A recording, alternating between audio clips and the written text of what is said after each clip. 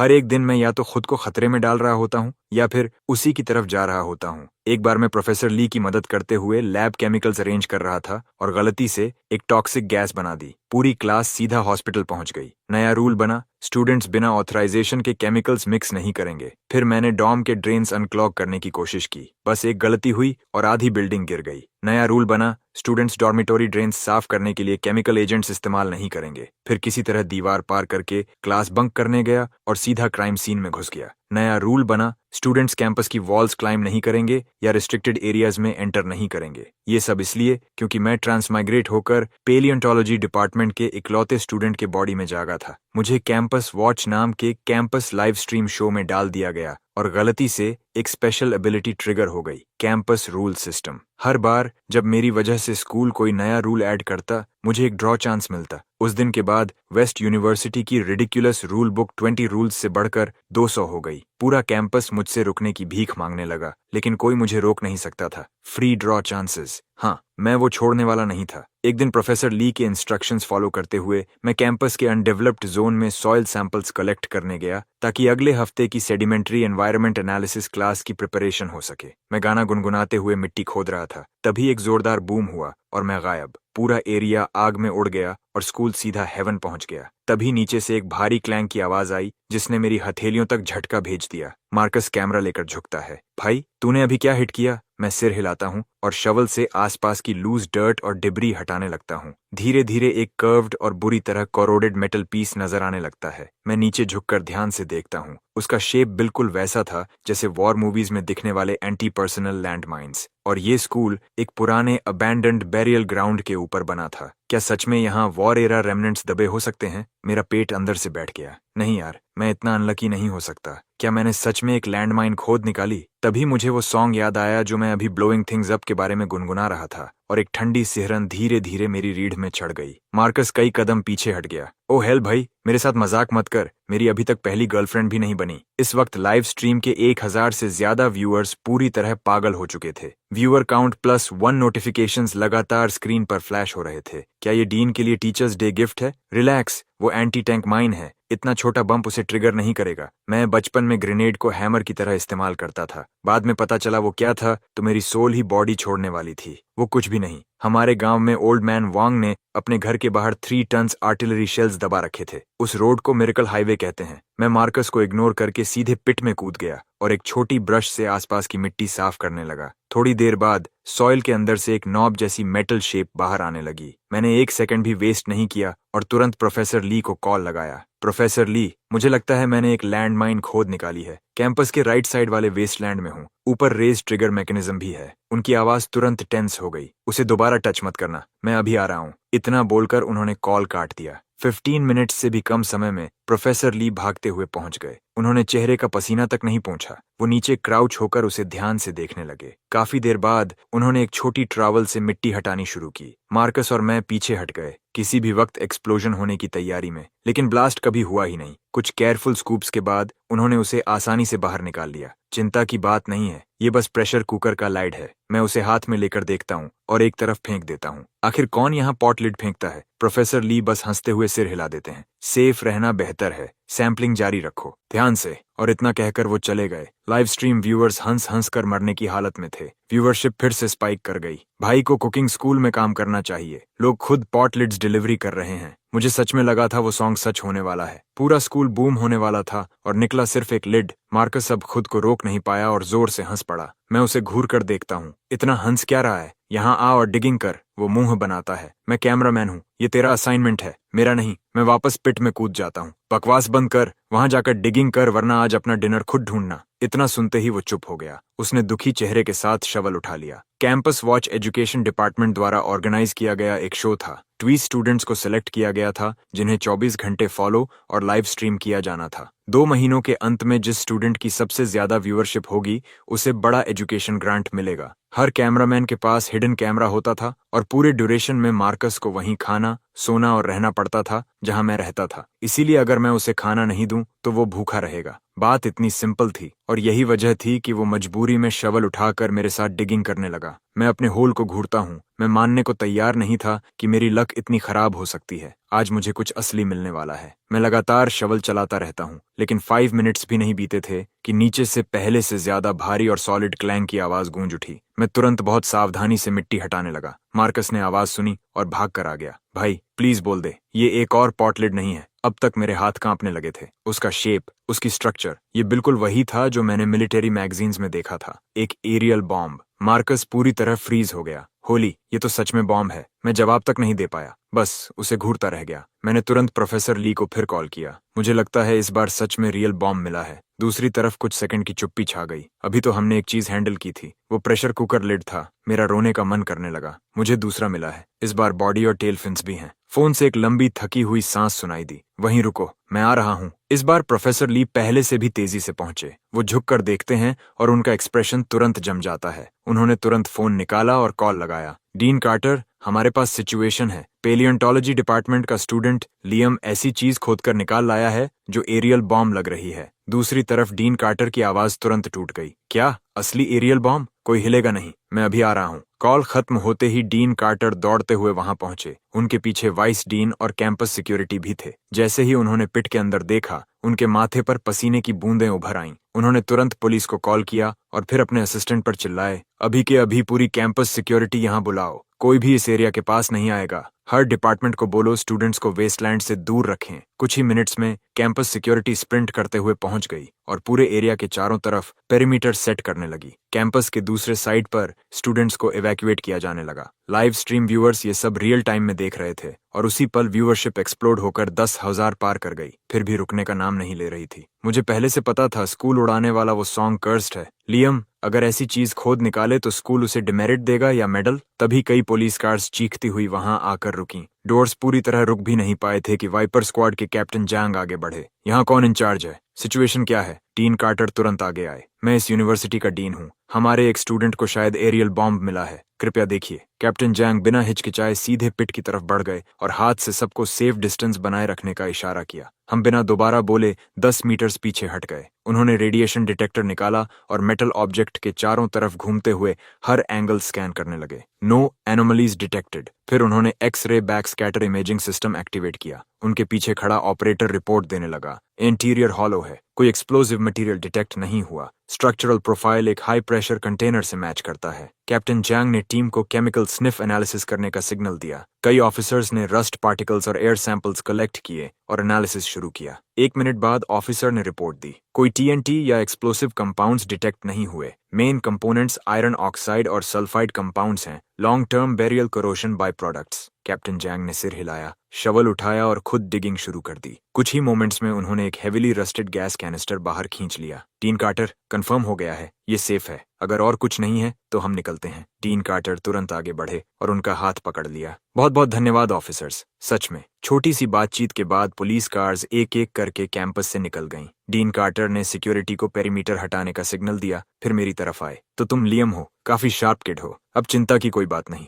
वापस अपने काम पर लग जाओ। पढ़ाई पीछे नहीं रहनी चाहिए। हमारा पेलियोंटोलॉजी प्रोग्राम तुम पर डिपेंड कर रहा है। मैं मुस्कुराने लगा। Thank you Dean Carter. उन्होंने सिर हिलाया और अपनी टीम के साथ चले गए। प्रोफेसर ली भी जाने से पहले रुके और मुझे घूर कर बोले, मुझे सच में लगा था तुम स्कूल उड़ाने वाले हो। फिर उन्होंने लंबी सांस ली। ठीक है, काम जारी रखो, कुछ भी मिले तो मुझे कॉल करना। इतना कहकर वो भी चले गए। मैं उन्हें जाते हुए देखता रहा, फिर वापस पिट की तरफ मुड़ा। नो वे, मैं अब पीछे हटने वाला नहीं हूँ। इतनी बड़ी जमीन में एक भी असली चीज नहीं मिल सकती क्या? आज मैं और ये होल युद्ध करेंगे। मैं हाथ रगड़ता हूँ और फिर से शवल उठाता हूँ, लेकिन मुश्किल से 3 मिनट्स बीते थे कि वही फेमिलियर मेटेलिक क्लैंग फिर गूंज उठी। मैं चिढ़कर भौहें सिकोड़ता हूँ। सीरियसली? इस बार क्या है? Walk, enamel basin? आखिर कौन अपनी पूरी एंसेस्ट्रल किचन यहाँ दबाकर गया है? 2 फॉल्स अलार्म्स के बाद मैंने इरिटेशन में शवल पूरी ताकत से आसपास की मिट्टी में घुसा दी और कई बार उस मेटल ऑब्जेक्ट से टकरा गया। हर डल थड खुले मैदान में तेज गूंजने लगी और तभी अचानक मेरे दिमाग के अंदर एक ठंडी मैकेनिकल वॉइस सुनाई दी। Players continuous death defying behaviour detected,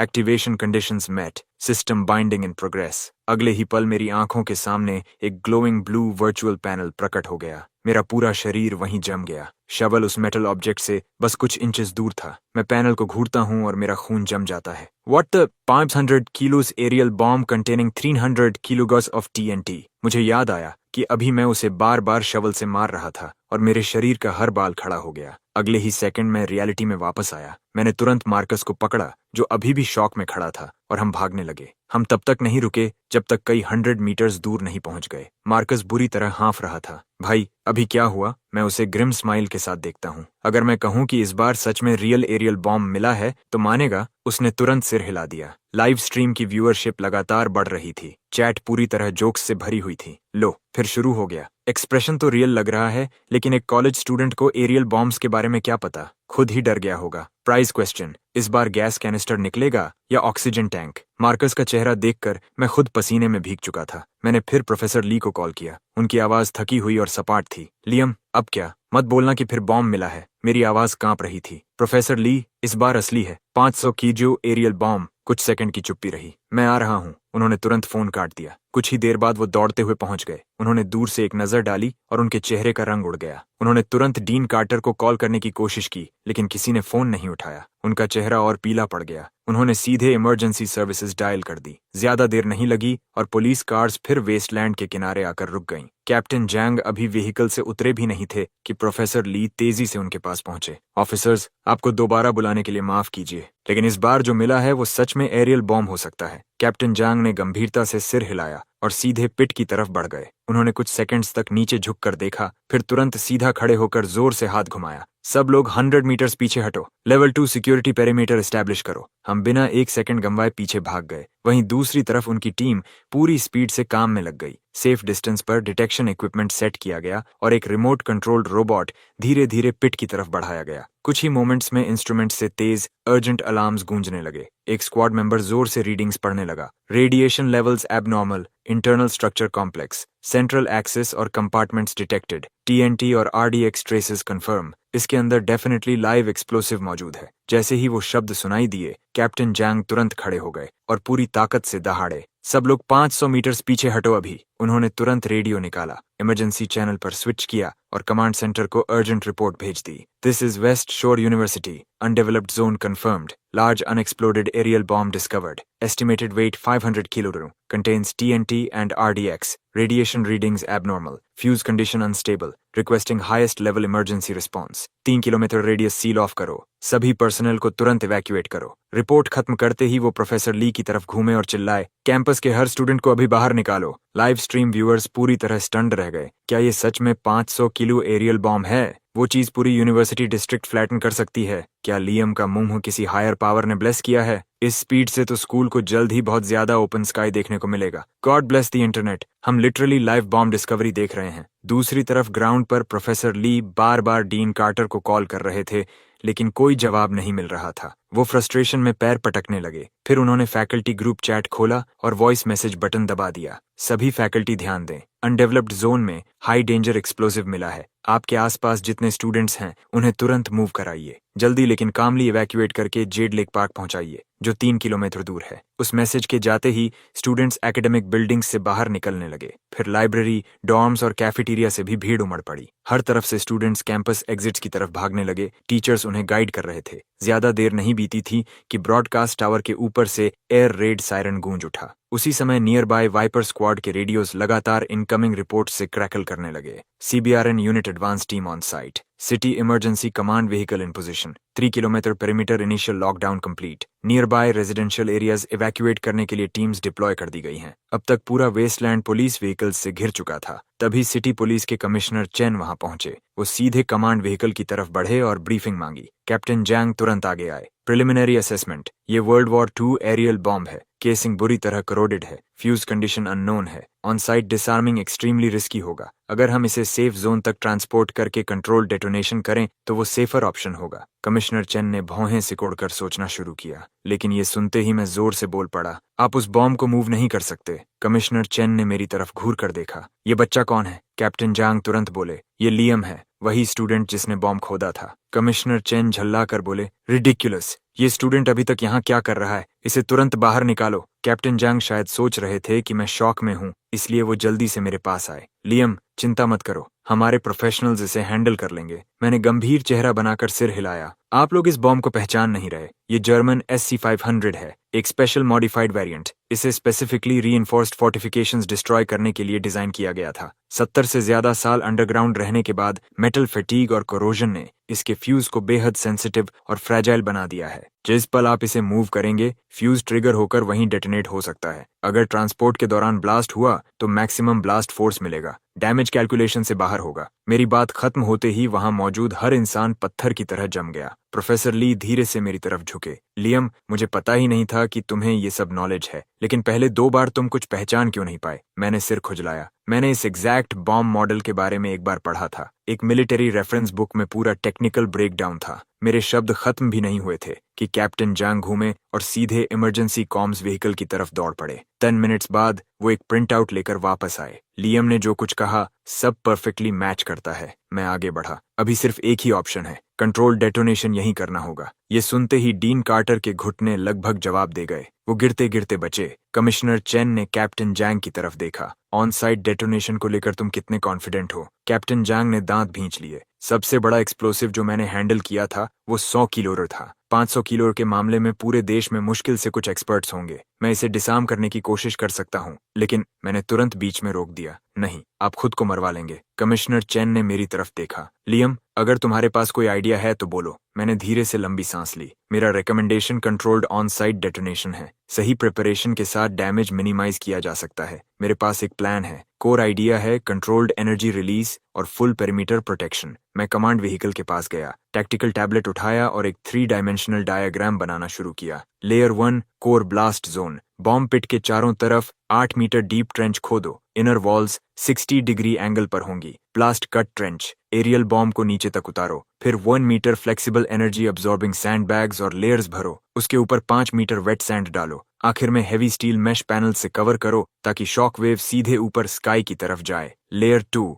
seismic isolation. 8 metre deep और 3 metre wide ring trench bedrock तक खोदो जो साइज्मिक वेव को आउटवर्ड फैलने से पहले कट ऑफ कर दे। इससे एकेडमिक बिल्डिंग्स को स्ट्रक्चरल डैमेज मिनिमम होगा। लेयर 3 शॉक वेव और फ्रैगमेंटेशन कंट्रोल। आउटर ट्रेंच के चारों तरफ 200 टन सैंडबैग्स और वाटर बैरियर स्टैक करो। ये शॉक वेव अब्सॉर्ब करेंगे और रेडियो एक्टिव डस्ट ट्रैप करेंगे। और जब इमल्शन एक्सप्लोसिव चार्जेस प्लेस करो तो ध्यान रहे प्राइमरी ब्लास्ट फोर्स ऊपर स्काई की तरफ डायरेक्ट हो। पूरा एरिया अचानक साइलेंस में डूब गया। हर इंसान मुझे ऐसे घूर रहा था जैसे मैं किसी साइंस फिक्शन फिल्म से बाहर निकल कर आया हूँ। कैप्टन जैंग ने जोर से अपनी थाई पर हाथ मारा और एक्साइटमेंट में चिल्ला उठे, ये लड़का जीनियस है। ये प्लान काम करेगा। ये ब्लास्ट मैकेनिक्स, स्ट्रक्चरल इंजीनियरिंग और साइज्मिक कंट्रोल डिफेंस सिस्टम्स का परफेक्ट इंटीग्रेशन है। इसकी थिंकिंग मिलिट्री ग्रेड लेवल की है। कमिश्नर चेन ने बिना एक सेकंड गंवाए फैसला सुना दिया। हम यही प्लान फॉलो करेंगे। हमारे पास जितने भी इंजीनियरिंग रिसोर्सेज हैं सब मोबिलाइज करो। प्रोटेक्शन सिस्टम जितनी जल्दी हो सके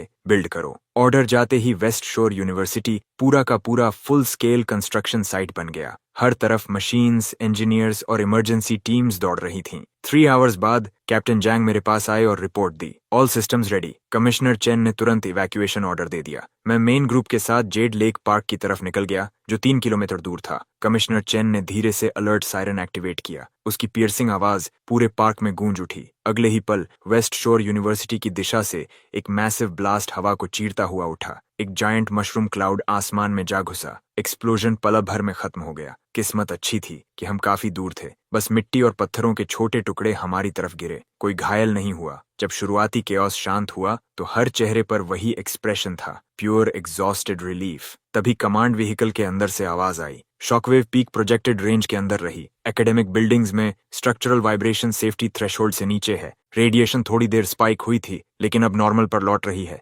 कमिश्नर चेन ने रेडियो उठाया और हमेशा की तरह काल्म आवाज में बोले, fire suppression teams move in. उनके ऑर्डर के साथ फायर ट्रक्स की पूरी फ्लीट ब्लास्ट साइट की तरफ बढ़ गई ताकि एरिया कूल किया जा सके और डस्ट क्लियर हो सके। CBRN यूनिट पर्सनल भी कोर जोन में घुस गए और फुल स्पेक्ट्रम स्कैनिंग शुरू कर दी। 1 आवर बाद पूरा थ्रेट कंप्लीटली न्यूट्रलाइज्ड हो चुका था। Follow up clean up work शुरू होने के बाद कमिश्नर चैन और कैप्टन जांग मुझे ढूंढते हुए आए। लियम, इस बार हम तुम्हारे कर्जदार हैं। हम तुम्हारा नाम स्पेशल सिविक करेज अवार्ड और कैश प्राइज के लिए फॉरवर्ड करेंगे। इसे हमारी तरफ से थैंक यू समझो। मेरी आंखें खुशी से सिकुड़ गईं और मैं जोर से मुस्कुराया। Thank you commissioner. Commissioner Chen ने मेरे कंधे पर मजबूती से हाथ रखा। तुम अलग ही चीज हो किड। ग्रेजुएशन के बाद अगर कभी फोर्स ज्वाइन करने का मन हो तो दरवाजा खुला है। प्रोफेसर ली की आईब्राउज तुरंत ऊपर उठ गईं। कमिश्नर चेन, ये हमारे पूरे डिपार्टमेंट का इकलौता स्टूडेंट है, इसे पोच करने की कोशिश मत कीजिए। मैंने सिर खुजलाया। सॉरी कमिश्नर, मुझे सच में अपना फील्ड बहुत पसंद है। कमिश्नर चेन हल्का सा हंस पड़े। फेयर इनफ, मैं फोर्स नहीं करूंगा। थोड़ी देर गुड बाय कहने के बाद वो अपनी टीम के साथ निकल गए। प्रोफेसर ली मेरी तरफ देखते हैं, उनकी आंखों में हल्का गर्व साफ दिखाई दे रहा था। बुरा नहीं किया किड, कल मैं तुम्हारे इस सेमेस्टर स्कॉलरशिप के लिए अप्लाई करूंगा। मैं उन्हें घूर कर देखता हूँ। डिपार्टमेंट में मैं अकेला हूँ, स्कॉलरशिप और किसे दोगे? प्रोफेसर ली ऑकवर्डली हंस पड़े। तुम्हारा कोर्स वर्क अभी भी पूरा नहीं हुआ, पास भी होना है सही। मैं सूखी हंसी हंसता हूँ। अगर मैं फेल हुआ तो हमारे डिपार्टमेंट का फेलियर रेट 100% होगा। जरा सोचिए। मार्कस बस वहां खड़ा स्पीचलेस रह गया। लाइव स्ट्रीम चैट पूरी तरह एक्सप्लोड हो गई। एक ट्यूशन दो, पूरा प्रोफेसर टीम 1-on-1 पढ़ाएगा। हायर एजुकेशन का best deal, niche major, winner takes all. अगर कोई और 59 स्कोर करे तो दुनिया खत्म, लेकिन लियम 59 लाए तो टीचर्स की दुनिया खत्म। प्रोफेसर ली ने लंबी हेल्पलेस साई छोड़ी। ठीक है, तुम जीत गए। वैसे भी कुछ समय तक फील्ड सैंपलिंग नहीं कर सकते। मैं तुम्हारा असाइनमेंट चेंज कर रहा हूँ। मेरे ऑफिस आना और कुछ रॉक सैंपल्स ले जाना। मुझे चाहिए कि तुम आइडेंटिफाई करो कि हर रॉक के अंदर कौन से फॉसिल्स हैं। मैंने सिर हिलाया। वो मुड़े और वहां से चले गए। मैं मार्कस के साथ डॉर्म वापस लौट आया। मेरे बाकी 3 रूममेट्स दूसरे डिपार्टमेंट से ट्रांसफर स्टूडेंट्स थे। जैसे ही उन्होंने मुझे देखा, वो तुरंत मेरे चारों तरफ इकट्ठा हो गए। लियम, सुना क्या? स्कूल लगभग उड़ गया था। अभी वाला एक्सप्लोजन पूरी तरह इंसेन था। मैं अभी सोच ही रहा था कि उन्हें कैसे एक्सप्लेन करूं कि तभी डोर पर नॉक हुई। बाहर डीन कार्टर और डॉर्म सुपरवाइजर खड़े थे। मेरे तीनों रूममेट्स तुरंत खड़े हो गए। डीन कार्टर ने हाथ उठाकर उन्हें शांत किया। Relax everyone. फिर वो मुस्कुराते हुए मेरी तरफ मुड़े। लियम, मैं पर्सनली तुम्हारा धन्यवाद करने आया हूँ। अगर तुम वो बॉम्ब नहीं खोदते और डेटोनेशन प्लान नहीं देते तो इस स्कूल पर कैटास्ट्रोफी आ सकती थी। वेस्ट शोर यूनिवर्सिटी की तरफ से मैं ऑफिशियली अनाउंस करता हूँ, तुम्हें 50,000 UN cash award, school wide commendation और एक स्पेशल इंडिविजुअल साइटेशन मिलेगा जो परमानेंटली तुम्हारे एकेडमिक रिकॉर्ड में दर्ज होगा। और जहां तक अनडेवलप्ड जोन की बात है, वहां से दूर रहना। हम स्पेशलिस्ट्स बुला रहे हैं फुल स्वीप के लिए। मैं ग्रिन करते हुए बोला। चिंता मत कीजिए डीन कार्टर, प्रोफेसर ली ने मुझे नया असाइनमेंट दे दिया है।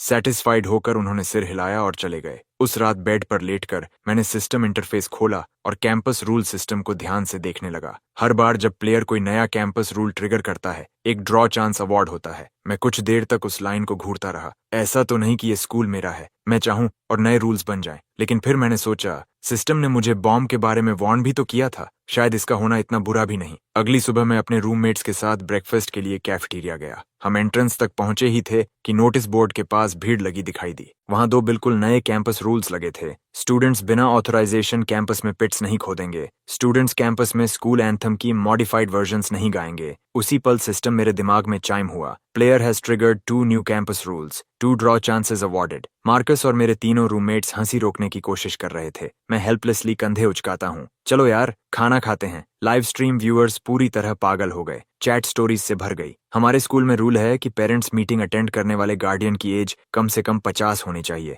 क्योंकि एक लड़की अपने 27 साल के भाई को गार्डियन बनाकर लाई थी और वो होम रूम टीचर के साथ भाग गया जो प्रिंसिपल की बेटी निकली। हमारे स्कूल में आउटसाइड फूड अलाउड नहीं, ट्रैश कैंस में ट्रैश डालना मना है और बाथरूम्स में पेपर रखना मना है। हर रिडिकुलस रूल के पीछे एक कहानी होती है, हर एक के पीछे। हमारे स्कूल में डेटिंग अलाउड है, लेकिन पार्टनर इंसान होना चाहिए। ब्रेकफास्ट के बाद मैं सीधे प्रोफेसर ली के ऑफिस पहुंच गया। मैंने नॉक किया, कोई जवाब नहीं आया। मैं सीधा अंदर चला गया। ऑफिस खाली था। मार्कस धीरे से बोला, शायद हमें वेट करना चाहिए। मैंने आंखें घुमाई। किस बात का वेट? मैं ऑफिस में हर जगह तलाश करने लगा, लेकिन कहीं भी रॉक सैंपल्स नहीं दिखे। तभी मेरी नजर पास रखे एक टेम्परेचर कंट्रोल्ड कैबिनेट पर पड़ी। उसके अंदर कई डार्क और चंकी ऑब्जेक्ट्स रखे थे और सामने वार्निंग लेबल चिपका था, डेंजर, डू नॉट टच। मैं तुरंत ग्रिन करने लगा। फाइनली मिल गए। उन्हें इतनी अंदर क्यों छुपाकर रखा गया था? मैं कैबिनेट खोलता हूँ। अंदर 3 अजीब आकार के पत्थर रखे थे, हर एक फोम पैडिंग पर टिका हुआ। मैं उनमें से एक को हल्का सा थपथपाता हूँ। हाँ, यही वाले होंगे, लेकिन ये तो बहुत बड़े हैं।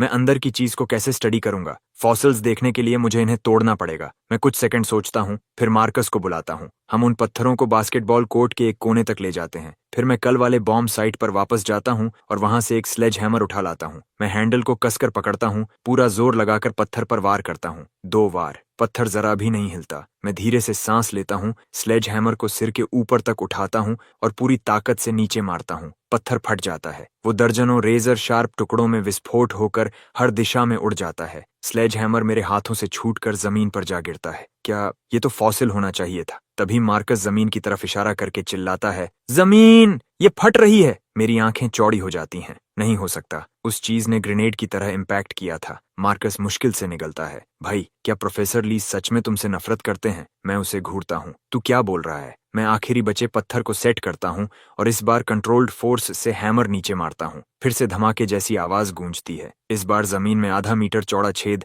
साफ बन जाता है। नीचे कहीं बहुत गहराई से ठंडी और नम हवा ऊपर उठती है। लाइव स्ट्रीम देखने वाले पूरी तरह स्टन्ड हैं। व्यूअरशिप फिर एक्सप्लोड कर जाती है। कल ये लाइव एरियल बॉम्ब से निपट रहा था, आज इसके पत्थर लिटरली एक्सप्लोड हो रहे हैं। ये आदमी तो मौत को स्पीड रन कर रहा है। मेरे पास भी एक क्लासमेट था बिल्कुल ऐसा। आखिर में बहुत शांति से गया। पहली बार किसी को हैमर से पत्थर डेटोनेट करते देखा है। क्या ये जायंट स्नैप पॉप फायरवर्क्स हैं या क्या? मैं मुश्किल से निगलता हूँ। मेरा दिमाग पूरी तरह ब्लैंक हो चुका है। कौन सा फॉसिल शेप्ड चार्ज की तरह एक्सप्लोड करता है? और वो होल उसका तल तक दिखाई नहीं दे रहा। अभी जो अवार्ड मनी मिली है शायद वो भी इसे कवर नहीं कर पाएगी। मैं तुरंत प्रोफेसर ली को कॉल करता हूँ। वो फोन उठाते हैं और पीछे से उनके आराम से चाय पीने की आवाज आती है। ओह लियम, मैंने फॉसिल सैंपल्स तुम्हारे डॉर्म रूम में छोड़ दिए हैं, वापस जाकर देख लेना। मैं जम जाता हूँ। रुको, फॉसिल्स आपके ऑफिस वाले टेम्परेचर कैबिनेट में नहीं थे? प्रोफेसर ली की आवाज तुरंत बदल जाती है। मुझे मत बताना कि तुमने वो कैबिनेट खोला। मैं दर्द भरी हंसी छोड़ता हूँ। हाँ, वो तेज सांस खींचते हैं। तुमने क्या किया?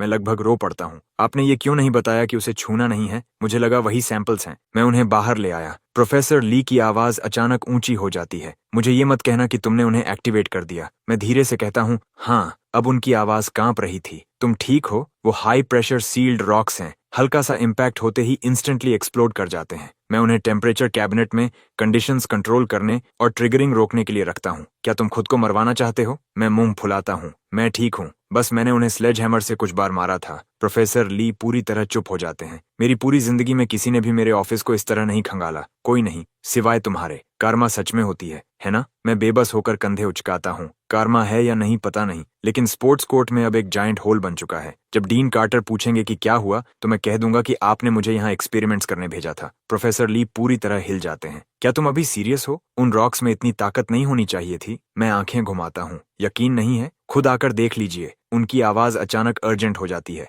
मैं आ रहा हूँ, वहीं रुको। वो मेरे कुछ और बोलने से पहले ही फोन काट देते हैं। 10 मिनट से भी कम समय में वो दौड़ते हुए पहुंचते हैं, तेज सांस लेते हुए। वो अपने फोन की फ्लैशलाइट ऑन करके होल के अंदर रोशनी डालते हैं। ये सही नहीं हो सकता। उन रॉक्स से इतनी फोर्स नहीं निकलनी चाहिए थी। उनके मुंह से शब्द पूरे निकल भी नहीं पाते कि हमारे कानों तक हल्की क्रैकिंग की आवाज पहुंचती है। हम तीनों एक साथ नीचे देखते हैं। होल के किनारे पर एक पतली दरार उभरती है और अगले ही पल वो उंगली जितनी चौड़ी हो जाती है। प्रोफेसर ली तुरंत सीधा खड़ा हो जाता है। मूव, सब लोग अभी पीछे हटो। हम मुश्किल से कुछ कदम ही पीछे जाते हैं कि होल के चारों तरफ दरारें विस्फोट की तरह फैलने लगती हैं और हर दिशा में दौड़ पड़ती हैं। मैं पूरी ताकत से स्प्रिंट मारता हूँ और कई 100 मीटर दूर जाकर ही रुकता हूँ। जब मैं पीछे मुड़कर देखता हूँ तो 50 मीटर से भी चौड़ा एक विशाल सिंक होल उस जगह को निगल चुका था जहां हम खड़े थे। लाइव स्ट्रीम कुछ सेकंड के लिए पूरी तरह शांत हो जाती है, फिर अचानक फट पड़ती है। व्यूअरशिप आसमान छूने लगती है। तुम अबिस में झांकते हो और अबिस वापस तुम्हें घूरकर जमीन ही निगल जाती है। क्या लियम सच में कर्स्ड है? कल एरियल बॉम्ब, आज स्पोर्ट्स कोर्ट कोलैप्स। ये स्कूल अभी तक खड़ा कैसे है? हम सावधानी से कोलैप्स्ड जोन के किनारे वापस जाते हैं और अंदर झांकते हैं। लगभग 30 मीटर गहरा पिट। नीचे से लगातार तेज बहते पानी की आवाज आ रही है। एक मोटा टूटा हुआ पाइप ऊपर की तरफ पानी उछाल रहा था। तभी मेरे दिमाग में सिस्टम की आवाज गूंजती है। Large scale geological collapse event detected. Environmental data analysis module activated. Geological scan complete. Collapse zone के नीचे एक विशाल अंडरग्राउंड कैविटी मौजूद है। Cause piping erosion. Main underground water supply pipe 3 साल पहले धीरे धीरे लीक होना शुरू हुआ था। इस एरिया की foundation fill loose sandy clay से बनी थी जिसे कहीं और से लाया गया था। लगातार लीकिंग ने धीरे धीरे फाइन सॉइल पार्टिकल्स को बहा दिया, जिससे नीचे एक मैसिव अंडरग्राउंड कैविटी बन गई। अचानक सब कुछ समझ में आ जाता है। कोई हैरानी नहीं कि जमीन इतनी आसानी से धंस गई। नीचे से तो सब पहले ही खोखला हो चुका था। प्रोफेसर ली सिंकहोल को घूरते हुए बड़बड़ाते हैं, लियम, जब डीन कार्टर यहाँ पहुंचे तो थोड़ा कम लियम बनने की कोशिश करना। उनके शब्द खत्म भी नहीं होते कि डीन कार्टर स्कूल ऑफिशियल्स की पूरी टोली के साथ भागते हुए पहुंच जाते हैं। लियम, देखो तुमने क्या कर दिया। एक दिन तुम मुझे हार्ट अटैक दिला दोगे। मैं कंधे उचकाता हूँ। इसका मुझसे क्या लेना देना? डीन कार्टर पूरी तरह भड़क उठते हैं। कांपते हाथ से सिंक होल की तरफ इशारा करते हैं। जमीन में 50 मीटर का होल बना हुआ है और तुम कह रहे हो इसका तुमसे कोई लेना देना नहीं। मैं धैर्य से सांस छोड़ता हूँ। डीन कार्टर, क्या आपको सच में लगता है कि कोई स्टूडेंट इतना बड़ा सिंक होल बना सकता है? ध्यान से देखिए, वो वाटर पाइप सालों से लीक हो रहा था। जैसे ही पहला छोटा होल खुला, मुझे नीचे पानी बहने की आवाज सुनाई दे गई थी। लगातार लीकिंग ने फिल सॉइल के फाइन पार्टिकल्स को बहा दिया। समय के साथ हमारे नीचे एक विशाल हॉलो बन गया। सरफेस सिर्फ एक पतली शेल बनकर रह गई थी। मेरे रॉक एक्सप्लोजन ने बस उसे तोड़ दिया। मैं सीधा खड़ा हो जाता हूँ। मैंने कुछ गलत नहीं किया। अगर कुछ किया है तो स्कूल पर बहुत बड़ा फेवर किया है। सोचिए, अगर ये आज एक्सपोज नहीं होता और किसी स्कूल वाइड इवेंट के दौरान कोलैप्स होता, तो क्या आप उन कॉन्सिक्वेंसेस के साथ जी पाते? प्रोफेसर ली सिर हिलाते हैं। अब उन्हें भी बात समझ आ चुकी थी। ये सही कह रहा है। एक सिविल इंजीनियरिंग प्रोफेसर की नज़र से देखूं तो एनालिसिस बिल्कुल सही है। डीन कार्टर लंबी धीमी सांस लेते हैं। लियम, मैं माफी चाहता हूँ। अभी मेरा टोन गलत था। पर्सनल मत लेना। मैं तुम्हें डिनर पर ले चलता हूँ और कल वाले अवार्ड में एक्स्ट्रा 20,000 भी जोड़ दूंगा। मैं पलकें झपकाता हूँ। डीन कार्टर, आप बहुत जेनरस हैं। स्कूल का ध्यान रखना तो मेरा काम है। वैसे डिनर की जगह मैं सिर्फ कैश ले सकता हूँ क्या? पूरी क्राउड अचानक चुप हो जाती है। डीन कार्टर बस ऑकवर्डली सिर हिलाकर मान जाते हैं। तभी पुलिस व्हीकल्स की एक लाइन सीन पर आकर रुकती है। सबसे आगे फेमिलियर चेहरा, कमिश्नर चेन। वो 50 मीटर सिंकहोल को देखते ही तेज सांस छोड़ते हैं, फिर डीन कार्टर से हाथ मिलाते हैं। मुझे कहना पड़ेगा डीन कार्टर, इस कैंपस के नीचे जो भी चल रहा है, ऐसा लगता है जैसे खास मुझे टेस्ट करने के लिए बनाया गया हो। जब उन्हें पता चलता है कि सिंकहोल फिर से मुझसे जुड़ा है, वो रेजिग्नेशन भरी नजर से मेरे कंधे पर हाथ रखते हैं। लियम, हमारे डिपार्टमेंट के एनुअल परफॉर्मेंस टारगेट्स एक कॉलेज स्टूडेंट की वजह से टूटने वाले हैं। मैं ऑकवर्ड हंसी हंसता हूँ। इस बार सच में मेरी गलती नहीं है। कमिश्नर चेन बहस नहीं करते, वो तुरंत काम में लग जाते हैं। जल्दी से पेरीमीटर सेट कर दिया जाता है। टेक्निकल टीम्स इक्विपमेंट के साथ पिट के नीचे जांच शुरू कर देती हैं। फाइंडिंग्स बिल्कुल मेरे एनालिसिस से मैच करती हैं। अब बस होल भरना और ग्राउंड रिस्टोर करना बाकी था। लेकिन तभी पिट की गहराई से एक भारी दबा हुआ धमाका गूंजता है। कमिश्नर चेन तुरंत आदेश चिल्लाते हैं, ये फिर से हो रहा है, सब लोग पीछे हटो। हम तेजी से किनारे से दूर भागते हैं। जब हम सेफ डिस्टेंस पर पहुंचते हैं और पीछे मुड़कर देखते हैं तो नीचे एक मोटी काली दीवार दिखाई देती है। उसके बेस पर एक विशाल ब्लास्ट प्रूफ आयरन डोर लगा था, पूरी तरह जंग से ढका हुआ। बीच में एक भारी व्हील स्टाइल वाल्व था जिसे घुमाने के लिए कई लोगों की जरूरत पड़ती। कमिश्नर चेन तुरंत आदेश देने लगते हैं, टेक टीम पिट वॉल्स का फुल स्ट्रक्चरल स्कैन करो, radiation team door area sweep करो, एयर टीम डोर सीम से गैस सैंपल्स कलेक्ट करो, बाकी सब सेफ्टी लाइन के पीछे। इंजीनियरिंग टीम स्ट्रक्चरल रीइंफोर्समेंट तैयार करो। ऑर्डर्स मिलते ही हर टीम हरकत में आ जाती है। मेरी नजर उस आयरन डोर पर टिकी रहती है। तभी सिस्टम की आवाज दिमाग में गूंजती है, target structure analysis complete, large scale civil defence shelter constructed between the late 1960s and early 1970s, specific geopolitical climate और न्यूक्लियर थ्रेट के जवाब में बनाया गया। ओरिजिनली एक क्लासिफाइड गवर्नमेंट यूनिट का हिस्सा था। बाद में यूनिट रिलोकेट हो गई, रिकॉर्ड्स में गैप आया और ये साइट भुला दी गई। फिर इसे फिल सॉइल से ढक दिया गया और आखिर में यूनिवर्सिटी इसके ऊपर बना दी गई। अचानक सब कुछ समझ में आ जाता है। मैं गला साफ करता हूँ। ये शायद सिविल डिफेंस शेल्टर है। मैंने इनके बारे में पढ़ा है। न्यूक्लियर थ्रेट ईरा के दौरान पूरे देश में ऐसे शेल्टर्स बनाए गए थे। समय के साथ कई बस भुला दिए गए। उस आर्च्ड ब्लास्ट डोर और थिक कंक्रीट वॉल्स को देखिए। ये 60s और 70s की सिविल डिफेंस कंस्ट्रक्शन की क्लासिक फीचर्स हैं। सब लोग सोचते हुए सिर हिलाते हैं, लेकिन कमिश्नर चेन भौहें सिकोड़ते हैं। इतना बड़ा शेल्टर और किसी को इसके बारे में पता नहीं? मैं हल्की मुस्कान देता हूँ। अगर ये क्लासिफाइड प्रोजेक्ट था तो बस एक लॉस्ट फाइल ही काफी है इसे इतिहास से मिटाने के लिए। प्रोफेसर ली की सांसें तेज हो जाती हैं। अगर ये सच है तो अंदर जो भी होगा वो इनवैल्यूएबल हो सकता है। कमिश्नर चेन एक सेकंड भी बर्बाद नहीं करते। वो वाल्व खोलने का आदेश देते हैं। जैसे ही आयरन डोर खुलता है, पावरफुल फ्लैश लाइट्स की बीम्स अंधेरे को चीरती हुई अंदर जाती हैं और एक कॉरिडोर दिखाई देता है जो गहराई में नीचे उतर रहा था। वो अंदर टीम भेजने ही वाले थे कि तभी आसमान में एक भारी गर्जना गूंजती है। हम सब ऊपर देखते हैं। एक मिलिट्री हेलीकॉप्टर तेजी से हमारी तरफ आता है और पास में उतरता है। सबसे पहले फुली आर्म्ड सोल्जर्स की स्क्वाड बाहर निकलती है। फिर एक सफेद बालों वाला बुजुर्ग ऑफिसर के सहारे नीचे उतरता है। कमिश्नर चेन तुरंत आगे बढ़कर सैल्यूट करते हैं। सर, मैं Chen Ming, west shore city police commissioner. Officer salute लौटाता है। कमिश्नर चेन, ये हैं जनरल हान। हमें यहाँ की सिचुएशन के बारे में ब्रीफ कर दिया गया है। अभी से मिलिट्री इस साइट का फुल कमांड संभालेगी। सारी ऑपरेशंस जनरल हान के अथॉरिटी में रहेंगी। कमिश्नर चेन बिना हिचकिचाए मान जाते हैं। जनरल हान आयरन डोर की तरफ देखते हैं, फिर मुस्कुराकर मेरी तरफ मुड़ते हैं। यंग मैन, मैंने लाइव स्ट्रीम देखी, तुमने इसे सिविल डिफेंस शेल्टर आइडेंटिफाई किया, इम्प्रेसिव। मेरे साथ नीचे चलो। और बस ऐसे ही वो डोर के अंदर आगे बढ़ जाते हैं। दर्जनों पावरफुल फ्लैश लाइट्स कॉरिडोर को दिन की तरह रोशन कर देती हैं। पैसेज के दोनों तरफ बंद डोर्स की कतार लगी हुई थी। कमिश्नर चेन एक डोर धीरे से खोलते हैं। अंदर पीले पड़े डॉक्यूमेंट्स हर तरफ बिखरे हुए थे। एक हिस्ट्री प्रोफेसर कैजुअली एक पेपर उठाता है, फिर अचानक जम जाता है। ये न्यूक्लियर वेपन्स रिसर्च डॉक्यूमेंट्स हैं। कमिश्नर चेन एक डॉक्यूमेंट लेकर देखते हैं। जनरल हान, ये तो क्लासिफाइड होना चाहिए, सही? जनरल हान का एक्सप्रेशन पढ़ना मुश्किल था। अब नहीं, मैं बस नहीं चाहता था कि इन्हें भुला दिया जाए। कमिश्नर चेन तुरंत अपने ऑफिसर्स को बुलाते हैं। इस रूम की हर चीज सिक्योर करो, स्पेशलिस्ट्स आने तक कुछ मत छूना। हम आगे बढ़ते हैं और कई दूसरे रूम्स चेक करते हैं। कुछ में पुराने रेडियो इक्विपमेंट और टेलीफोन स्विच बोर्ड्स रखे थे। कुछ बंक रूम्स थे जहां फ्लोर पर डॉक्यूमेंट्स बिखरे पड़े थे। ये साफ था कि यहां से जाने वाले लोग बहुत जल्दबाजी में निकले थे। हम 2 और लेवल्स नीचे उतरते हैं। एक चौड़ा हॉल कई आर्च्ड टनल एंट्रेंसेस में बंट जाता है। हम एक रास्ता चुनते हैं और आखिर तक पहुंचकर एक आर्मरी खोज लेते हैं। एक टेक्नीशियन आयरन डोर खोलता है। अंदर विशाल स्टोरेज स्पेस के बाएं तरफ दर्जनों टाइप 56 सेमी ऑटोमेटिक राइफल्स और टाइप 54 सब मशीन गन्स रखी थीं। बीच में वुडन क्रेट्स एम्यूनिशन से भरे पड़े थे। उनके पास टाइप 67 ग्रेनेड्स का छोटा पहाड़ जमा था। दाईं तरफ रॉकेट राउंड्स की कतारें परफेक्टली सजी हुई थीं। एक यंग ऑफिसर धीमी सांस छोड़ता है। यहाँ की फायर पावर पागलपन है। मेरा शरीर ठंडा पड़ जाता है। कल का एरियल बॉम्ब ही मेरी एक्सपेक्टेशन से बाहर था, लेकिन अगर ये पूरा आर्मरी उड़ गया तो पूरी यूनिवर्सिटी का नामो निशान मिट जाएगा। लाइव स्ट्रीम व्यूअर्स पूरी तरह पागल हो जाते हैं। व्यूअरशिप फिर से आसमान छूने लगती है। ये तो लिटरली मेरा ड्रीम अपोकलिप्स बंकर है, पूरी तरह आर्म्ड। कितने भी ज़ॉम्बीज आ जाएं कोई फर्क नहीं पड़ता। अगर पुराने वॉर ड्रामास वाला लेजेंडरी जनरल इस जगह तक पहुंच जाता तो लोग स्टैच्यू ऑफ लिबर्टी हटाकर उसकी गर्लफ्रेंड की स्टैच्यू लगा देते। कमिश्नर चेन की आवाज एक्साइटमेंट को काट देती है। सब कुछ डॉक्यूमेंट करो, हर चीज की फोटोज लो, कोई कुछ टच नहीं करेगा। जनरल हान चुपचाप सब देख रहे थे, जैसे ये जगह उन्हें दशकों पुरानी यादों में वापस खींच रही हो। हम आर्सेनल छोड़कर जनरल हान के पीछे और नीचे सबसे निचले रिसर्च जोन की तरफ बढ़ते हैं।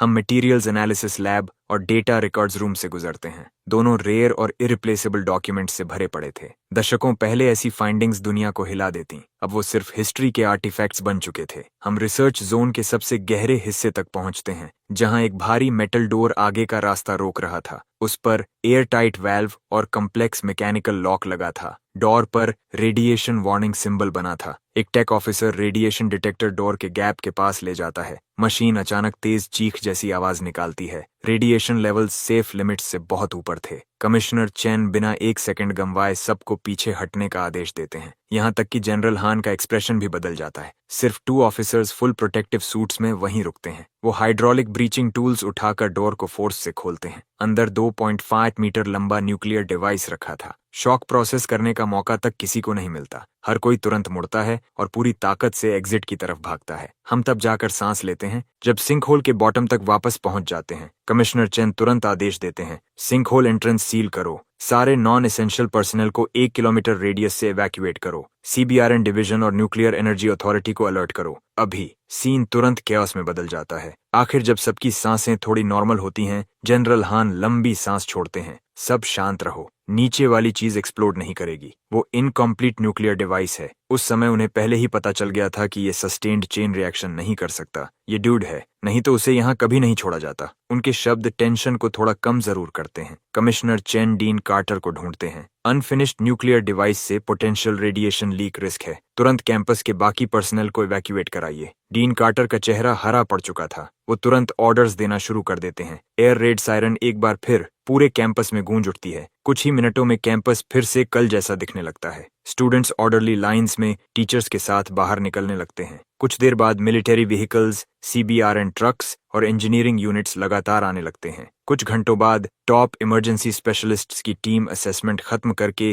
टेम्पररी कमांड पोस्ट में बहस शुरू कर देती है। सफेद बालों वाला सीनियर एक्सपर्ट मेज पर हाथ मारता है। पहले यहीं शील्डिंग लेयर बनाते हैं, उसे प्रॉपरली सील करो, फिर मूव करेंगे। गोल्ड रिम्ड ग्लासेस पहने मिडिल एज्ड एक्सपर्ट तुरंत खड़ा हो जाता है। हैवी इक्विपमेंट नीचे नहीं जा सकता, मैनुअल हैंडलिंग लोगों की जान के साथ गैम्बल होगा। कोई हेलीकॉप्टर से एयरलिफ्ट करने का सुझाव देता है। सीनियर एक्सपर्ट तुरंत उसे रोक देता है। क्या तुम पागल हो? अगर वो हवा में एक्सप्लोड हो गया तो कई किलोमीटर्स तक सब कुछ रबल बन जाएगा। सेकंड धीरे धीरे बीतते रहते हैं। बहस पूरी तरह डेड एंड पर पहुंच चुकी थी। मैं गला साफ करता हूँ। शायद हम रेल सिस्टम इस्तेमाल कर सकते हैं। रूम में मौजूद हर इंसान तुरंत मेरी तरफ मुड़कर देखता है। सभी एक्सपर्ट्स के चेहरे पर एक ही एक्सप्रेशन था, प्योर स्केप्टिसिज्म। जनरल हान मेरी तरफ देखते हैं। यंग मैन, जो सोच रहे हो खुलकर कहो, यहाँ कोई रॉन्ग आंसर नहीं है। मैं सिर खुजलाता हूँ। जब हम अंदर गए थे तब मैंने ध्यान दिया, शेल्टर एंट्रेंस से लेकर डिवाइस चेंबर तक सिर्फ 2 छोटे स्टेयरकेस सेक्शंस हैं, लेकिन बाकी कॉरिडोर लगभग पूरा स्ट्रेट और लेवल है। हम पूरे पैसेज में मॉड्यूलर लाइटवेट रेल्स बिछा सकते हैं,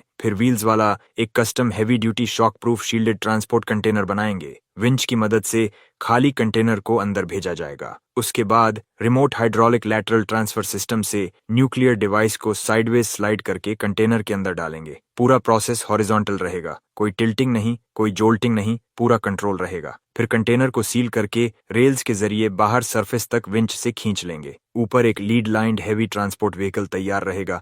इससे फिजिकल शॉक और रेडिएशन लीकेज दोनों से मैक्सिमम प्रोटेक्शन मिलेगी। मेरे खत्म करते ही जनरल हान स्टन्ड एक्सपर्ट्स की तरफ मुड़ते हैं। आप सबका क्या कहना है? व्हाइट हेयर्ड एक्सपर्ट अपने ग्लासेस ठीक करते हैं। ये अप्रोच बेहद क्लेवर है। सेफ्टी और प्रैक्टिकलिटी दोनों का परफेक्ट बैलेंस है। बाकी एक्सपर्ट्स भी सहमति में सिर हिलाने लगते हैं। जनरल हान बिना एक सेकंड गंवाए फैसला सुना देते हैं। हम लियम के प्लान के साथ जाएंगे। मटेरियल्स और इक्विपमेंट तुरंत मूव करो, अभी। कमिश्नर चेन तुरंत एक्शन में लग जाते हैं। लाइव स्ट्रीम व्यूअर्स पूरी तरह स्पीचलेस हो चुके थे। व्यूअरशिप फिर से एक्सप्लोड करती है। एक और मैसिव वेव। क्या ये सच में रियल है? मैं यहाँ एंटरटेनमेंट देखने आया था, न्यूक्लियर एक्सपर्ट्स को आउटथिंक करते हुए किसी स्टूडेंट को नहीं। जिस प्रॉब्लम पर न्यूक्लियर स्पेशलिस्ट्स अटक गए, उसे एक कॉलेज स्टूडेंट ने सॉल्व कर दिया। लियम किसी और ही लेवल पर है। कल एरियल बॉम्ब सोल्यूशन पागलपन था, आज न्यूक्लियर डिवाइस सिचुएशन सॉल्व कर दी। इसे चाहे पसंद हो या नहीं, कोई ना कोई एजेंसी इसे रिक्रूट जरूर करेगी। मैं तो ये स्ट्रीम अपने पेरेंट्स को फील गुड कंटेंट दिखाने लाया था। यहाँ ये आदमी हर दूसरे किड को एवरेज बना रहा है। सच में डिमोरलाइजिंग है।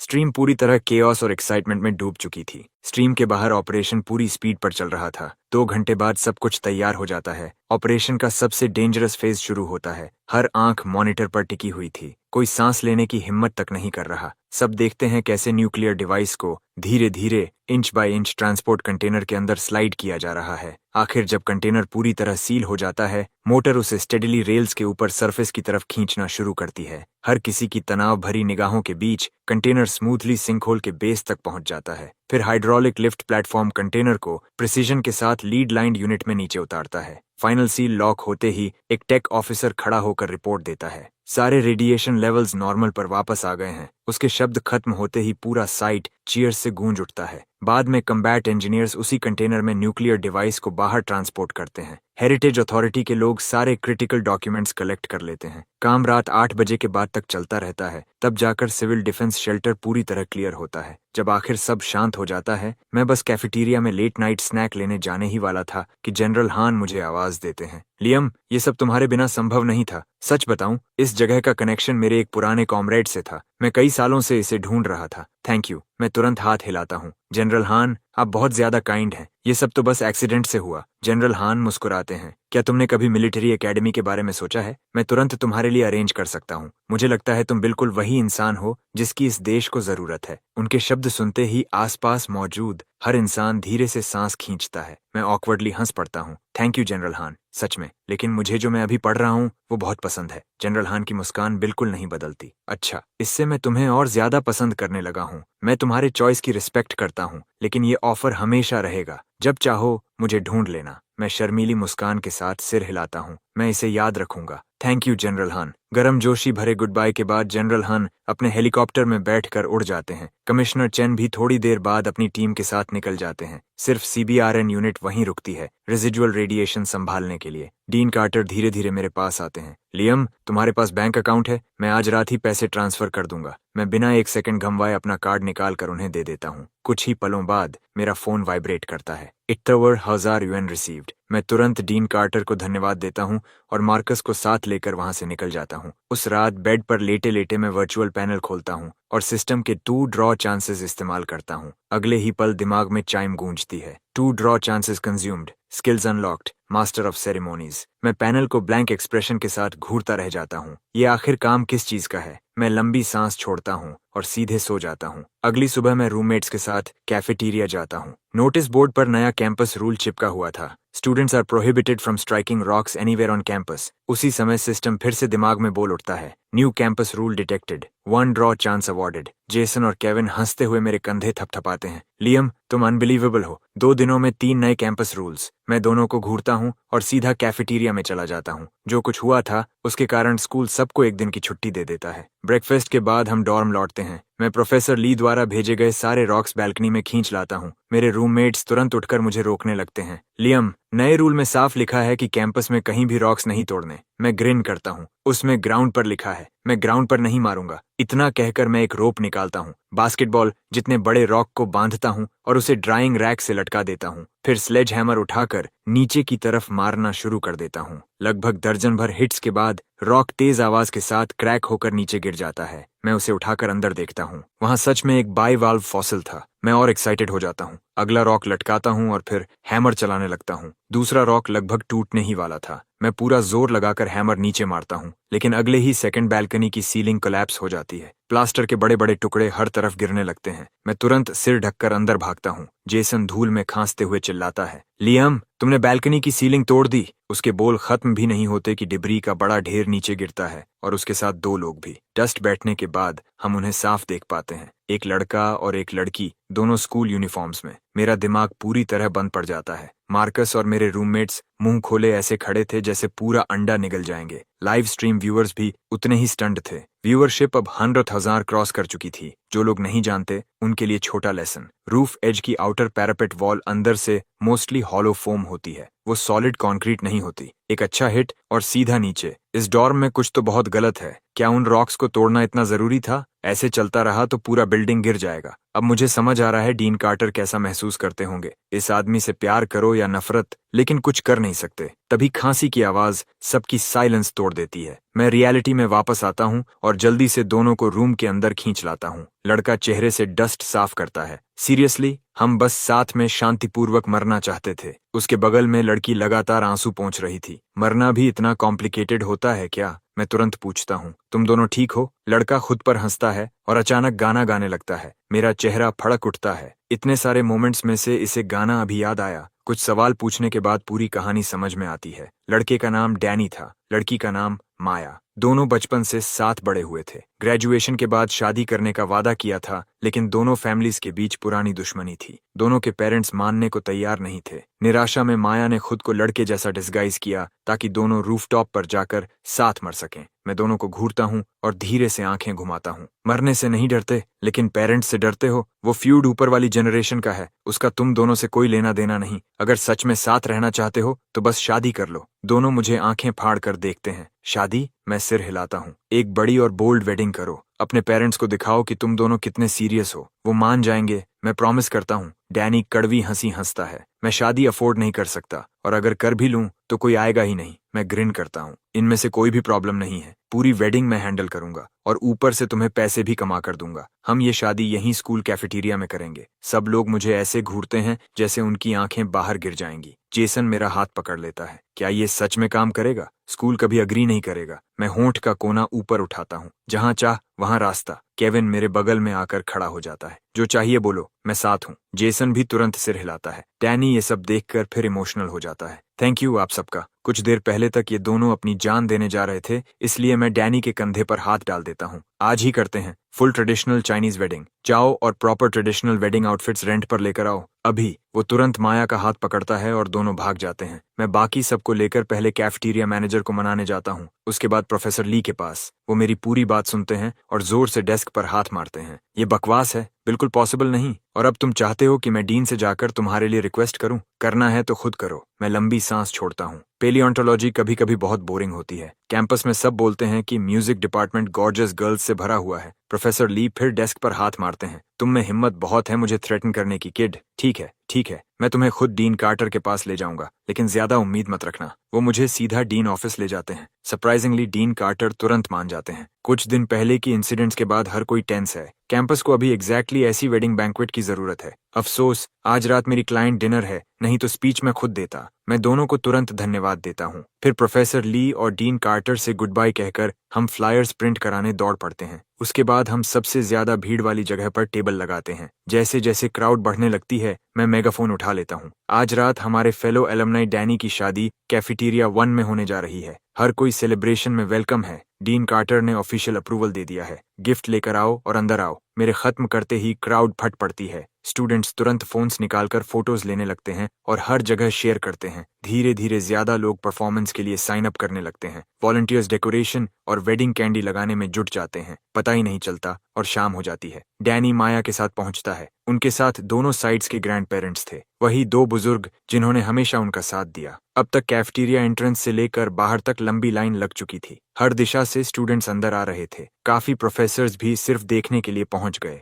लायन डांस ट्रूप परफॉर्मेंस शुरू करती है। एंट्रेंस पर गिफ्ट टेबल लगाया गया था। मैंने रफली 50 यूएन पर पर्सन सजेस्ट किया था, लेकिन स्टूडेंट्स खुद उससे कहीं ज्यादा दे रहे थे। ज्यादातर 100 यूएन, कुछ तो कई 100 यूएन तक। कैफेटेरिया पूरी तरह भर चुका था। कम से कम 1500 लोग आ चुके थे। स्टेज पर हर परफॉर्मेंस क्राउड से चीखें निकलवा रही थीं। जब ज्यादातर लोग खाना पीना खत्म कर लेते हैं, म्यूजिक बंद हो जाता है। मैं वेडिंग एमसी के रूप में ट्रेडिशनल सेरेमोनियल रोब पहनकर स्टेज पर चढ़ता हूँ। नीचे मौजूद चेहरों के समंदर को देखता हूँ। डिस्टिंग्विश्ड गेस्ट्स, इस शुभ दिन और घड़ी में जब लैंटर्न्स की रोशनी चमकने लगी है, हम यहाँ जीवन के सबसे सुंदर अवसरों में से एक के साक्षी बनने के लिए इकट्ठा हुए हैं। जैसा कि एंशिएंट बुक ऑफ राइट्स में लिखा है, मैरिज दो फैमिलीज को एक करती है। यही मानव संबंधों की नींव है और हार्मनी की शुरुआत। आज हुआंग फैमिली के डैनी और ली फैमिली की माया इस ब्लेस्ड डे पर विवाह बंधन में बंधने आए हैं। एक ऐसा बॉन्ड जो 100 वर्षों तक रहेगा। मेरे बोल खत्म होते ही जोरदार तालियां गूंज उठती हैं। लाइव स्ट्रीम चैट पूरी तरह पागल हो जाती है। व्यूअर काउंट एक्सप्लोड कर जाता है।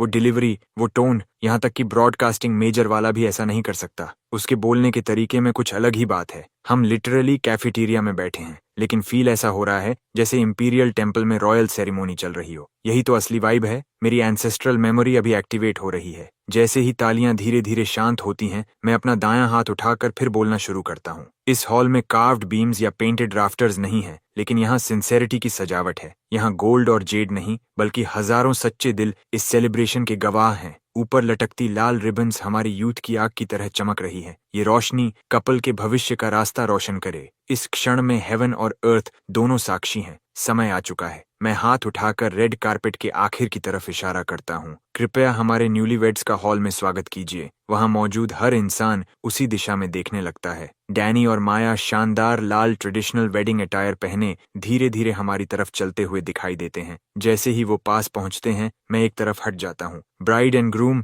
कृपया ऑल्टर पर अपने स्थान लें। स्वयं को कंपोज्ड कीजिए। अब ट्रेडिशनल वेडिंग बो सेरेमोनी शुरू होगी। पहला बो हेवन और अर्थ को। हम ऊपर के आकाश और नीचे की धरती का धन्यवाद करते हैं, जिन्होंने इन दो आत्माओं को मिलाया। दोनों मेरे शब्दों के साथ परफेक्ट टाइमिंग में एंट्रेंस की तरफ गहरा झुकते हैं। दूसरा बो एल्डर्स को। हमारे ग्रैंड पेरेंट्स लंबी उम्र और प्रॉस्पेरिटी से ब्लेस्ड रहे और ये फैमिली पीढ़ियों तक फलती फूलती रहे। हेड टेबल पर बैठे ग्रैंड पेरेंट्स पहले ही रोने लगे थे। इमोशन पूरी तरह चेहरे पर था। तीसरा बो हस्बैंड और वाइफ एक दूसरे को, हर जन्म में साथ बूढ़े होने की प्रतिज्ञा के साथ। इस बार दोनों पहले से भी ज्यादा झुकते हैं। उठते ही डैनी माया का हाथ कसकर पकड़ लेता है। मैं मुस्कुराता हूँ। Ceremony complete. ग्रूम और ब्राइड, आपका भविष्य सबसे चमकदार हो। पूरा कैफेटेरिया तालियों और चीयर्स से गूंज उठता है। तभी केविन माइक पकड़कर स्टेज पर दौड़ता है। सुनो सब लोग, ये पूरी वेडिंग लियम ने प्लान की है। हम डिमांड करते हैं कि लियम अभी हमारे लिए कुछ परफॉर्म करे। क्राउड तुरंत पागल हो जाती है। हर तरफ से चीयर्स और चांट्स गूंजने लगते हैं। इतनी एनर्जी के सामने मैं माइक वापस पकड़ लेता हूँ। इतना बोल रहे हो तो मना कैसे करूँ? ठीक है, कुछ क्विक करता हूँ। इतना कहकर मैं कैंपस ब्यूटी वेंडी के पास जाता हूँ, जिसने अभी परफॉर्मेंस खत्म की थी। अगर आप अलाउ करें तो मैं आपका गुजांग बोरो कर लूं। मैं गुजांग को सेंटर स्टेज तक लेकर आता हूँ। साउंड क्रू को बैकिंग ट्रैक शुरू करने का सिग्नल देता हूँ। फिर एक हाथ से गुजांग को बॉडी के साथ सीधा पकड़ता हूँ। अगले ही पल योंगोंग शुन की ओपनिंग मेलोडी स्ट्रिंग्स से विस्फोट की तरह निकलती है। कुछ पल के लिए पूरा हॉल फ्रीज हो जाता है। फिर लोगों के सिर बीट के साथ हिलने लगते हैं। मेरी उंगलियां और तेजी से चलने लगती हैं। म्यूजिक डिपार्टमेंट के कुछ लड़के खुद को रोक नहीं पाते। वो इंस्ट्रूमेंट्स उठाकर स्टेज पर भाग आते हैं। उनके पीछे वोकल परफॉर्मेंस डिपार्टमेंट की लड़कियां भी दौड़ कर आती हैं। स्टेज के चारों तरफ घूमते हुए गाने और स्पिन करने लगती हैं। क्राउड में कोई जोर से चिल्लाता है और अगले ही पल हर कोई स्टेज के सामने की तरफ दौड़ पड़ता है। सब लोग पूरी तरह वाइल्ड हो चुके थे, हर बीट पर गुजांग की धुन के साथ नाच रहे थे। कैफेटेरिया पूरी तरह डांस फ्लोर बन चुका था। मैं पूरी तरह जोन में था। पहला सॉन्ग खत्म होते ही मैं सीधे रेड सन शुरू कर देता हूँ और पूरा म्यूजिक क्रू मेरे साथ जुड़ जाता है। हॉल की एनर्जी अपने एब्सोल्यूट पीक पर पहुंच जाती है, यहाँ तक कि यूजुअली कंपोज्ड प्रोफेसर्स भी नीचे आकर डांस करने लगते हैं। वेडिंग 2 घंटे से ज्यादा चलती रहती है। आखिर स्टूडेंट्स के जाने के बाद मैं डैनी को कैश की मोटी स्टैक थमा देता हूँ। फूड और वेन्यू कॉस्ट के आफ्टर भी तुम्हारे पास 60,000 यूएन से ज्यादा बचे हैं, रख लो। डैनी मना करने की कोशिश करता है, लेकिन मेरी एक नजर उसे चुप करा देती है। उसकी आंखों में आंसू भर आते हैं और वो धीरे से कहता है, थैंक यू। तभी कैफेटेरिया मैनेजर भागता हुआ आता है। तुम लोगों में से किसने डीन कार्टर के टैंक वाली फिश ले ली? जेसन सिर खुजलाता है। मुझे लगा नॉर्मल फिश हैं, तो मैंने कुलिनरी स्टूडेंट से फ्राई करवा दी। मैनेजर घबराहट में पैर पटकने लगता है। डीन ने वो फिश आज सुबह ही खरीदी थी। उन्होंने खास तौर पर कहा था उन्हें गार्ड करना। उन्हें आज रात के लिए चाहिए था और अब वो गायब हैं। इतनी रात में वैसी फिश कहीं नहीं मिलेगी। मैं मैनेजर का हाथ पकड़ लेता हूँ, इससे पहले कि वो अपने बाल नोचने लगे। रुको, क्या हम उन टाइनी लिटिल फिश की बात कर रहे हैं? वही जो व्हीट ग्रेन जितनी छोटी थी? वो तुरंत सिर हिलाता है। मैं हाथ हिलाता हूँ, मुझ पर छोड़ दो, मैं उन्हें वापस ले आता हूँ। और बस ऐसे ही मैं अपने रूममेट्स को लेकर इलाके के सबसे बड़े फुट स्पा पहुंच जाता हूँ। अंदर जाकर मैं सीधे फ्रंट डेस्क पर रुकता हूँ। क्या आप लोग वो छोटी फिश बेचते हैं जो डेड स्किन ट्रीटमेंट में यूज होती है? प्राइस पर बात हो सकती है? स्पा मैनेजर शोर सुनकर खुद आ जाता है। थोड़ी बातचीत के बाद मैं 200 यूएन देकर उन छोटी फिश में से 100 से ज्यादा खरीद लेता हूँ और उन्हें साथ लेकर वापस निकल पड़ता हूँ। फिर मैं उन्हें सीधे कैफेटेरिया मैनेजर के पास पहुंचा देता हूँ। उसी रात जब मैं सोने की तैयारी कर रहा था, अचानक प्रोफेसर ली का कॉल आता है। वो तुरंत क्लिनिक आने को कहते हैं। मैं बैरली अंदर कदम रखता हूँ कि डीन कार्टर मुझे कांपते हाथ से पॉइंट करते हुए दिखते हैं। लियम, अब तुम बोलना शुरू करो। वो फिश आखिर आई कहाँ से थी? मैं सिर खुजलाता हूँ। फुट स्पा से। प्रोफेसर ली का चेहरा सफेद पड़ जाता है। तुम्हारा मतलब वो वाली फिश जो लोगों के पैरों की डेड स्किन खाती है? मैं धीरे से सिर हिलाता हूँ। पूरा कमरा एकदम साइलेंट हो जाता है। फिर बगल वाले बेड पर पड़ा इंसान अचानक उठकर बाथरूम की तरफ भागता है और उल्टी करने लगता है। प्रोफेसर ली मुझे ऐसे घूरते हैं जैसे उनकी सारी उम्मीदें टूट गई हों। वो बाथरूम की तरफ इशारा करते हैं। वो फिश डीन कार्टर की डायरेक्टर यांग के साथ डिनर मीटिंग के लिए तैयार की गई थी। वो लोग आधी खा चुके थे जब स्टमक क्रैम्प्स शुरू हुए और सब यहाँ पहुंच गए। क्लिनिक डॉक्टर कह रहा है कि फिश के माउथ्स में एथलीट्स फुट बैक्टीरिया थे। मैं अपने कंधे से कोड़ लेता हूँ। मुझे कैसे पता होता कि वो लोग फिश खा जाएंगे? मेरे इतना कहते ही डीन कार्टर गुस्से में लगभग बेहोश हो जाते हैं। मीनवाइल लाइव स्ट्रीम चैट पूरी तरह फट चुकी थी। व्यूअर काउंट लगातार बढ़ता जा रहा था। हाँ, इन्होंने foot spa fish deep fry करके डिनर में सर्व कर दी। डायरेक्टर यांग अब जिंदगी भर छोटी फिश को नॉर्मल तरीके से नहीं देख पाएंगे। जैसा एक्सपेक्टेड था, हमें बुरी तरह डांट पड़ती है। डीन कार्टर अभी भी गुस्से में अपनी सेक्रेटरी को वहीं कॉल करते हैं। कल 2 नए कैंपस रूल्स जारी करो। स्कूल ग्राउंड्स पर अब कोई वेडिंग बैंक्वेट्स नहीं होंगे और कैफेटेरिया टैंक की फिश को कोई हाथ नहीं लगाएगा। उस रात मैं बेड पर लेटते ही सिस्टम स्पिन करता हूँ। सिस्टम चाइम करता है। 1 spin used, skill unlocked, combat mastery. अगले ही सेकंड में ऐसे उछलकर बेड से उठता हूँ जैसे गोली छूटी हो। पूरे शरीर में रॉ पावर दौड़ने लगती है।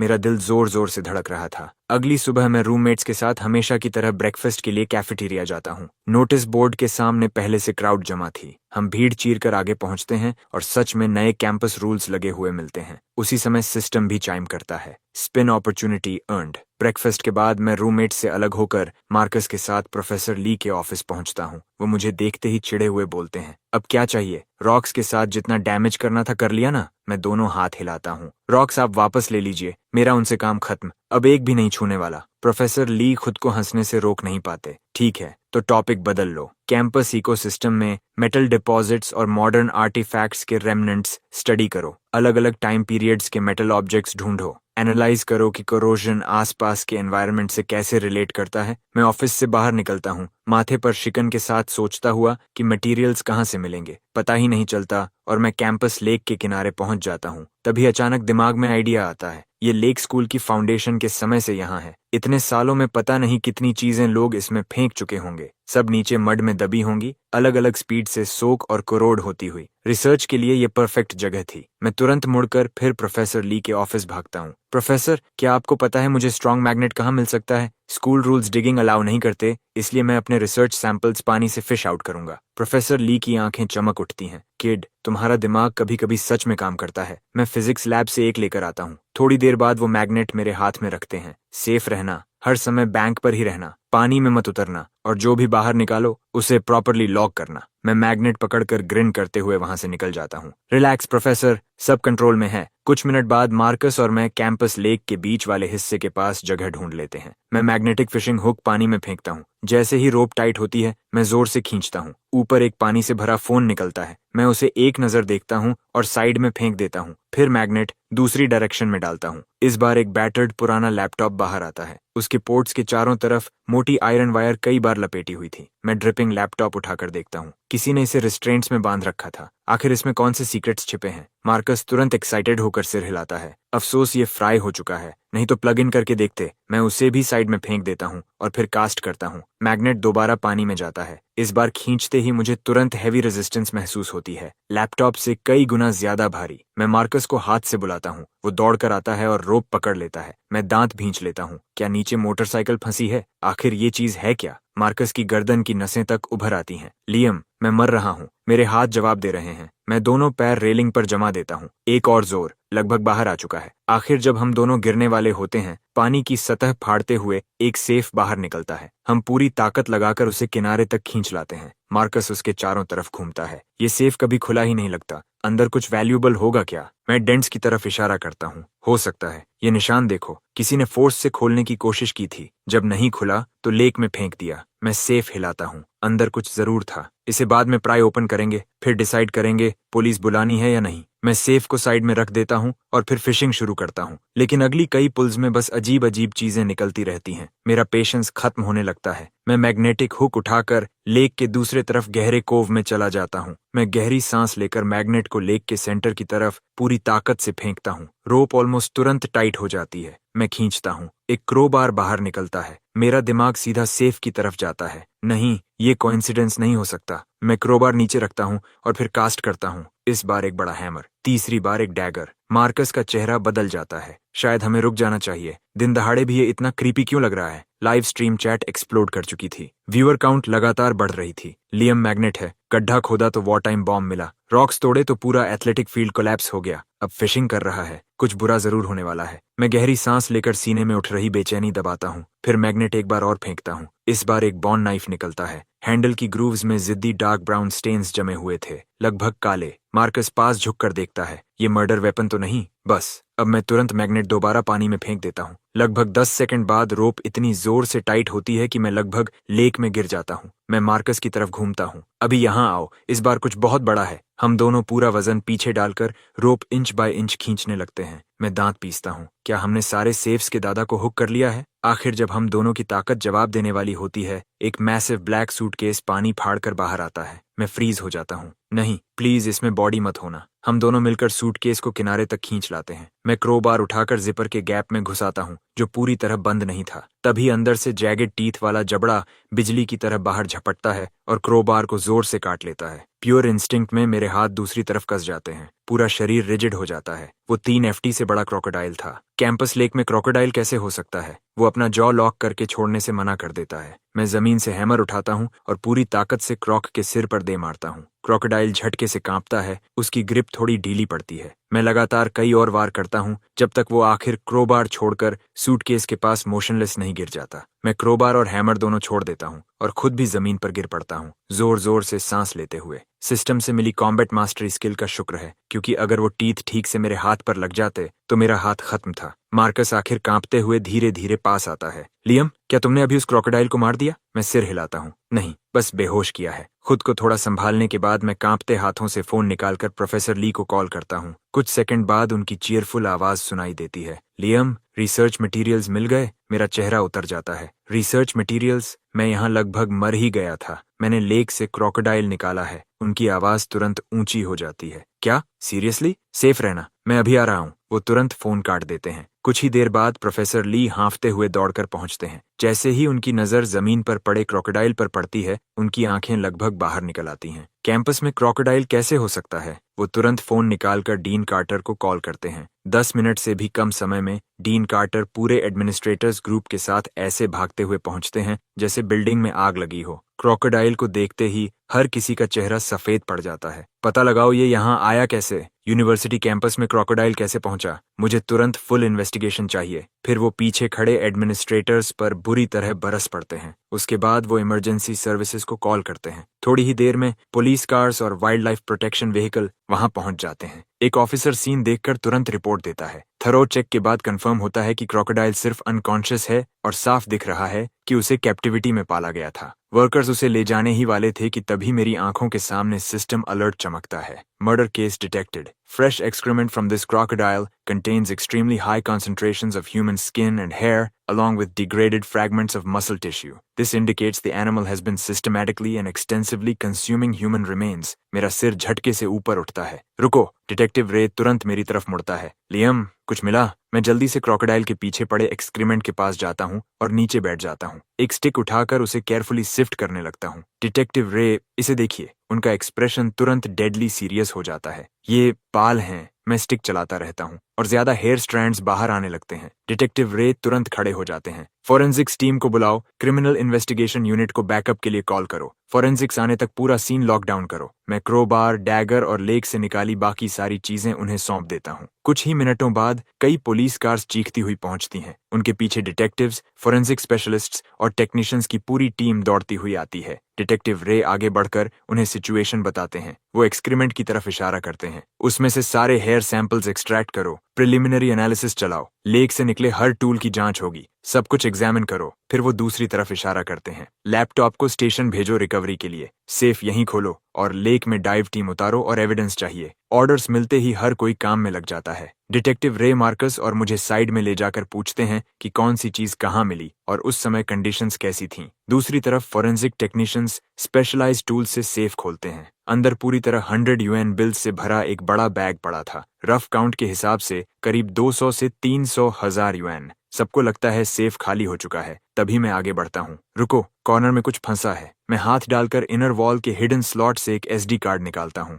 डिटेक्टिव रे की आंखें चमक उठती हैं। कार्ड रीडर और लैपटॉप लाओ अभी। टेक्नीशियंस तुरंत काम शुरू करते हैं और एसडी कार्ड बिना प्रॉब्लम खुल जाता है। उसके अंदर सिर्फ एक फाइल थी, एक वीडियो। वो प्ले दबाते हैं। फुटेज में एक बड़ा इनक्लोजर दिखाई देता है। क्रोकोडाइल झपटकर ऊपर आता है और मीट का एक बड़ा टुकड़ा पकड़ लेता है। फ्रेम के ऊपर एक रबर ग्लव्ड हैंड पल भर के लिए दिखाई देता है। क्लिप मुश्किल से 10 सेकंड्स लंबी थी, लेकिन वहां मौजूद हर इंसान का चेहरा अनईजी हो जाता है। उस मीट की टेक्सचर वो नॉर्मल एनिमल मीट जैसी बिल्कुल नहीं थी। एक्सक्रीमेंट में मिले हेयर के साथ अब जवाब सबके सामने साफ खड़ा था। डिटेक्टिव रे तुरंत फॉरेंसिक एग्जामिनर की तरफ मुड़ते हैं। कोई रिजल्ट आया? एग्जामिनर जल्दी से आगे आता है। प्रिलिमिनरी रिजल्ट्स आ गए हैं। एक्सक्रीमेंट से मिले हेयर सैंपल्स कंफर्म हो चुके हैं ह्यूमन। डैगर और बोनी नाइफ दोनों पर ब्लड ट्रेसेस भी मिले हैं। डिटेक्टिव रे का चेहरा पूरी तरह ठंडा पड़ जाता है।